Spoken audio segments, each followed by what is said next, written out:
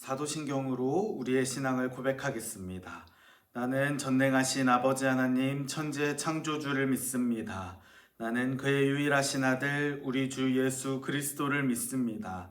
그는 성령으로 잉태되어 동정녀 마리아에게서 나시고 본디오 빌라도에게 고난을 받아 십자가에 못 박혀 죽으시고 장사된 지 사흘 만에 죽은 자 가운데서 다시 살아나셨으며 하늘에 오르시어 전능하신 아버지 하나님 우편에 앉아 계시다가 거기로부터 살아있는 자와 죽은 자를 심판하러 오십니다. 나는 성령을 믿으며 거룩한 공교회와 성도의 교제와 죄를 용서받는 것과 몸의 부활과 영생을 믿습니다. 아멘. 샬롬. 이 시간 다 같이 은혜 찬양하시겠습니다.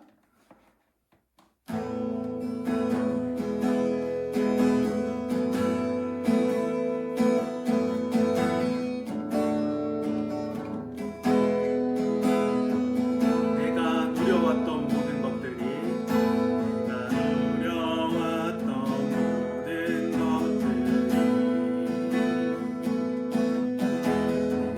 지나왔던 모든 시간이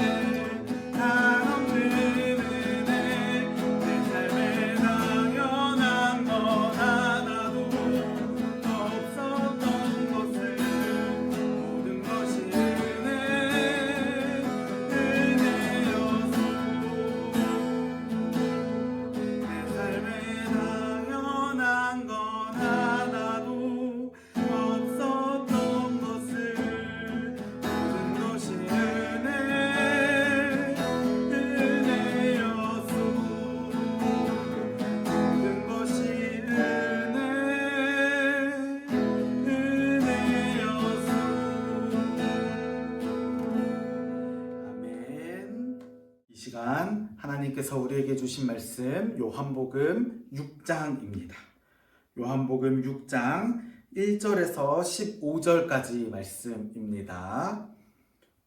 요한복음 6장 1절에서 15절까지 말씀, 영상을 잠깐 멈추시고 말씀을 찾으시면 되겠습니다.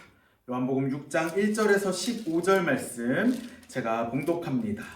그 후에 예수께서 디베랴의 갈릴리 바다 건너편으로 가심에 큰 무리가 따르니 이는 병자들에게 행하시는 표적을 보았음이러라. 예수께서 산에 오르사 제자들과 함께 거기 앉으시니 마침 유대인의 명절인 유월절이 가까운지라. 예수께서 눈을 들어 큰 무리가 자기에게로 오는 것을 보시고 빌립에게 이르시되 우리가 어디서 떡을 사서 이 사람들을 먹이겠느냐 하시니, 이렇게 말씀하심은 친히 어떻게 하실지를 아시고 빌립을 시험하고자 하심이라. 빌립이 대답하되 각 사람으로 조금씩 받게 할지라도 200데나리온의 떡이 부족하리이다.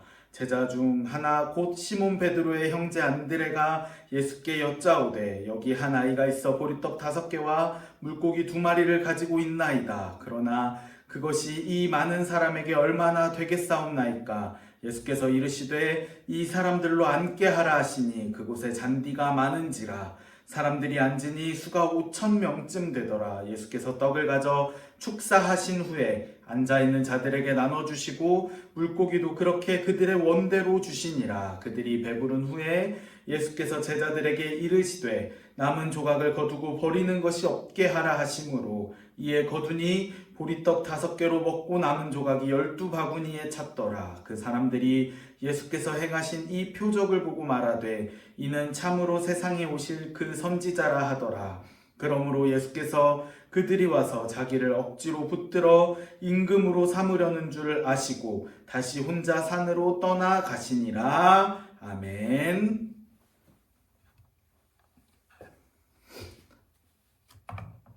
네, 샬롬.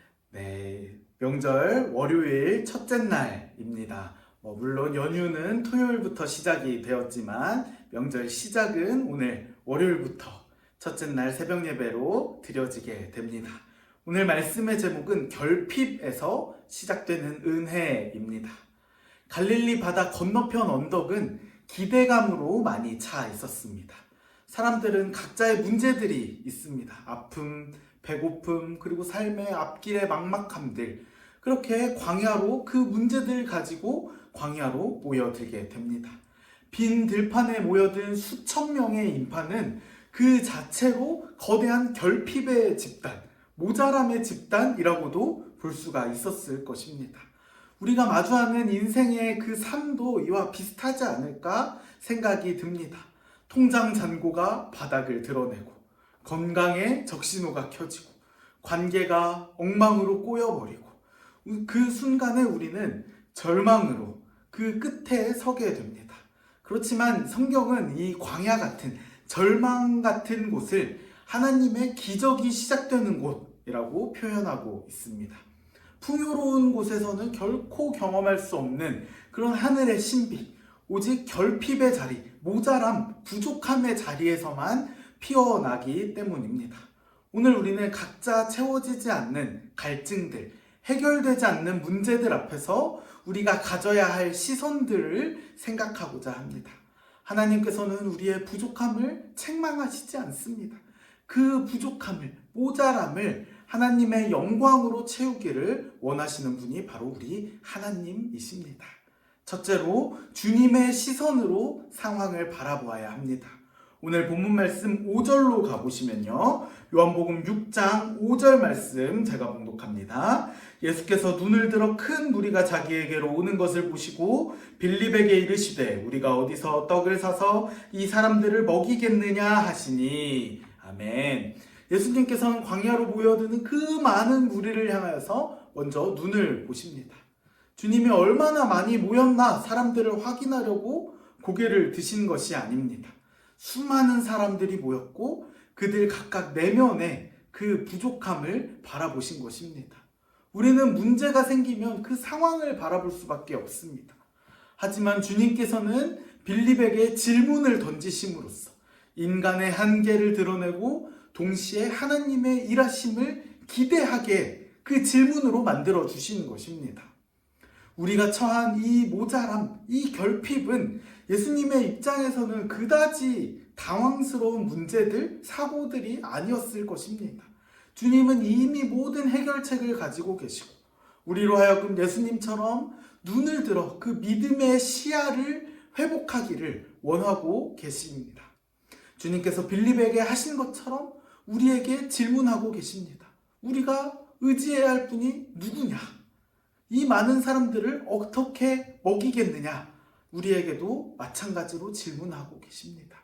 주님의 시선이 머무는 곳에 생명의 역사가 시작됨을 우리가 믿고 우리도 같은 시선으로 예수님이 바라보는 그곳을 우리가 똑같이 바라보기를 원합니다. 두 번째, 작은 헌신을 내어드려야 합니다. 요한복음 6장 9절 말씀, 본문 말씀 봉독합니다. 여기 한 아이가 있어 보리떡 5개와 물고기 2마리를 가지고 있나이다. 그러나 그것이 이 많은 사람에게 얼마나 되겠사옵나이까. 아멘. 안드레가 한 아이를 데려옵니다. 그 손에는 보잘것없는 물고기 2마리, 보리떡 5개, 이 작은 도시락이 들려 있었습니다. 어른 한 명이 먹기에도 사실 부족하지 않을까, 그런 도시락이었습니다. 수천 명 무리들을 다 먹는 거는 사실 말도 안 됩니다. 조금씩 떼주면 우리 손톱만큼 그 정도 우리가 먹을 수 있을까요? 하지만 하나님 나라의 경제학에서는 조금 생각이 다른 것 같습니다. 중요한 것은 그 작은 것이, 물고기 2마리, 보리떡 5개, 이것이 누구 손에 들려지느냐에 따라 다르게 된다는 것입니다. 아이는 자기가 먹어야 할 그 조그마한 도시락을 아까워하지 않고 주님 앞에 기꺼이 내어 드렸다는 것입니다. 이러한 순수한 마음의 올려드림이 5,000명을, 그 수만 명을 먹이는 은혜의 시작점이 되었다는 것입니다. 우리는 종종 내가 가진 그 능력이 부족하다고 생각해서, 내가 아직 준비가 안 됐다 생각해서 우리가 드려지는 그 봉사, 헌신을 주저하게 됩니다. 내가 가진 시간이 너무나 적어서, 내가 가진 물질이 너무나 작아서 그렇게 우리가 주님 쓰임 받기에 너무 민망하다, 이런 핑계로 거절을 합니다. 하지만 주님께서는 우리에게 위대한 능력, 엄청난 기적 같은 능력을 구하시는 것이 아니라 우리의 진실한 마음, 자그마한 그 보리떡 5개, 물고기 2마리를 드릴 수 있는 그 작은 정성을, 진실한 마음을 요구하고 계신다는 것입니다. 보리떡 같은 우리의 보잘것없는 일상이, 헌신이 주님의 손에 붙들리기만 하면 그것은 거룩한 축복의 통로로 변화될 것입니다.